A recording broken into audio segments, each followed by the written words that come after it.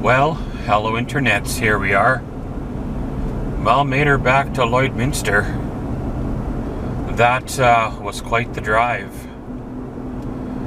My GPS in both the phone and the truck was giving me false directions. It would tell me to turn left, and I'd turn left. It would tell me to turn right, and I'd turn right.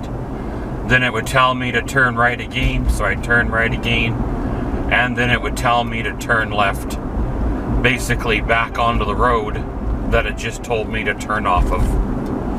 And then it gets into areas where I know where I am, roughly, because I've been there in the summertime, but now it's wintertime, and then it takes me down this narrow single lane country type road with ice on the surface of the road. Makes it very interesting driving. I don't know exactly what points I vlogged or so, because I had a lot going through my mind.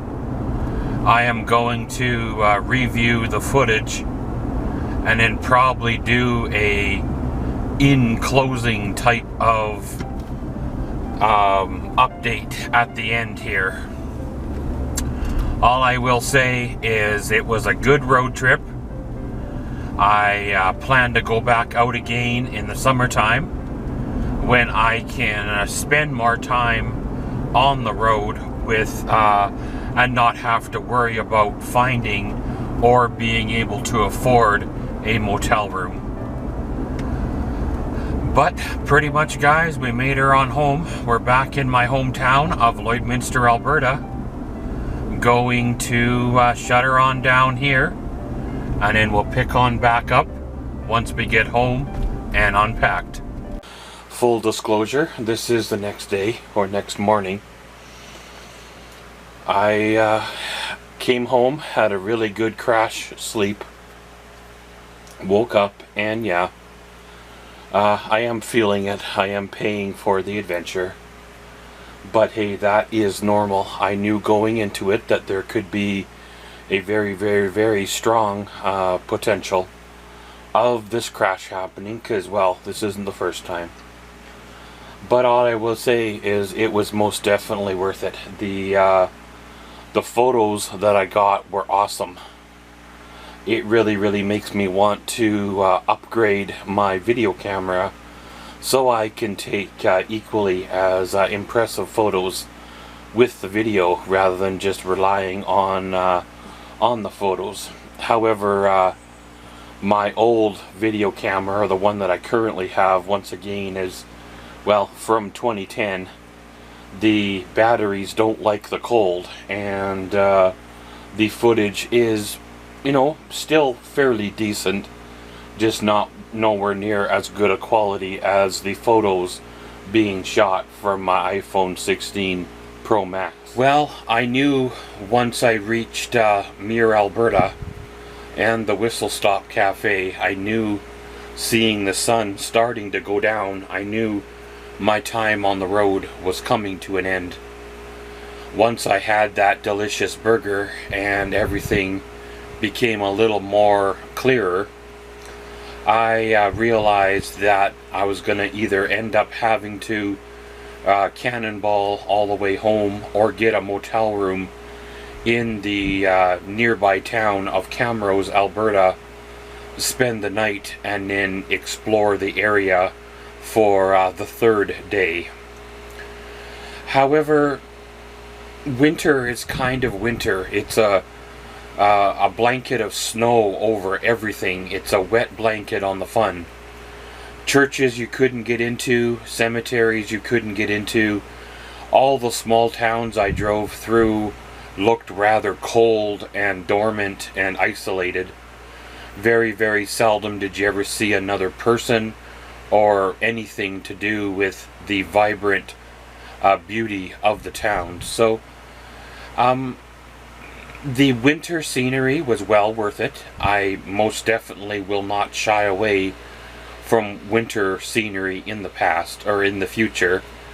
However, I think the next time I do a road trip like this will probably be more in the spring, when I can showcase the probably a better part of a dozen towns that I glossed on over between Muir, Alberta and Viking, Alberta. That being said, I don't know if there are huge dead zones around that area, or if somebody has a cell phone jammer in that area, or if somebody on the road in close proximity to where I was traveling has a cell phone jammer. But my truck GPS and my phone GPS would not work. It would tell me to turn left, I'd turn left, then it would tell me to turn right, I turn right, then it tells me to turn left, back on the road it just told me to turn off of. And the truck GPS had no clue where I was, even though I'm pretty sure that road's been there longer than I've been alive. But hey, who knows, right? And then I get to a point where it tells me to turn down some kind of range road, and it's like Bob's Road or whatever. It's like a narrow, iced over surface. I should have had my dash camera running because it would have made epic footage. But I was trying to save space on the memory card because I knew I was getting close to having it filled up, and I did not want to lose footage again like I did in the beginning part of this video. Yeah, I know I lost probably about 3 hours in the beginning where it overwrit the beginning part of this video. So hey, we'll work some camera magic and make that happen. But anywho, I made it through Bob's Road. It was like 22 kilometers of nothing. And then I get to the north-south road, and then suddenly it said I was about an hour and a half from the town of Viking, which I was pretty sure I was a heck of a lot closer than that, because somehow it rerouted me around Camrose when I had planned to go through. So I had an idea where I was, based on being in the area in the summertime. And then suddenly I was up on Viking before I knew it, probably within about 20 minutes of Viking. And once I hit Viking, it's like the truck GPS and the truck figured out where it was, and it was essentially smooth sailing after that. I knew where I was. I quit second guessing myself, quit worrying. You know, anxiety, if there ever really was any, went away because I wasn't on a completely icy surface road. You could sure feel the truck start to do its little slide on the road, but hey, it's typical winter conditions. Once I hit Viking, well, there's no use for the GPS no more, so essentially it was smooth sailing till I hit the 4-laner, and the Highway 16 basically travels one corner of Canada to the other, sort of. And it was a straight shot, essentially, home.